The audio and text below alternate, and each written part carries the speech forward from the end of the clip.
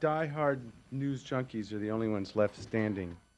It's important to look at the limited question of sale of planes in the broader context of an overall approach to long-term stability and security in the region.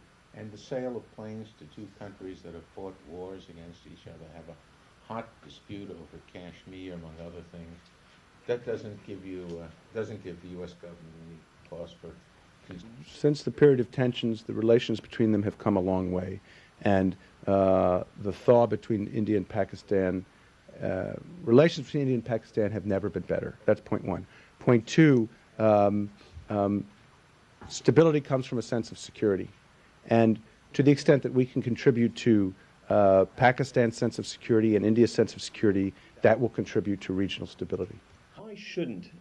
Why shouldn't it be seen as hypocritical? Explain why it shouldn't be seen as hypocritical for the United States to pump weapons, aircraft, military fighters into a tense region on the one hand, while on the other hand it's saying that we disapprove of the injection of military hardware into another tense region. Yeah.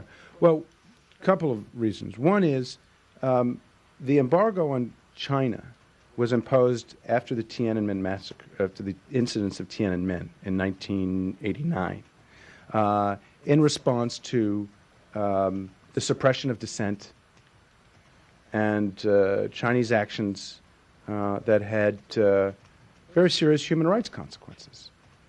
That's the reason the embargo was imposed in the first place. So if you're going to say, well, let's lift the embargo, you have to ask your question, well, what's changed since 1989 with regard to what led to the embargo in the first place? And the answer is nothing, as far as Tiananmen is concerned. At the same time,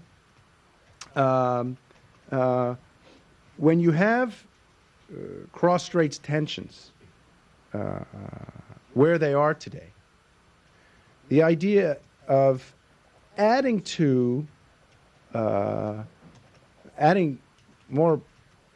changing the balance of power does not help those tensions, number one. And number two, I think that's in contrast to what we see in South Asia, where you see a thaw, a lessening of tensions, a steady progression of engagement, of dialogue, of compromise. I mean, look, Musharraf is going to India in the near future. And you have all the trend lines going in a positive direction. Constitutional succession or the lack of it? What I would say is that we will continue to work to support the efforts of the Kyrgyz people as they endeavor to build a stable democracy. What about recognition?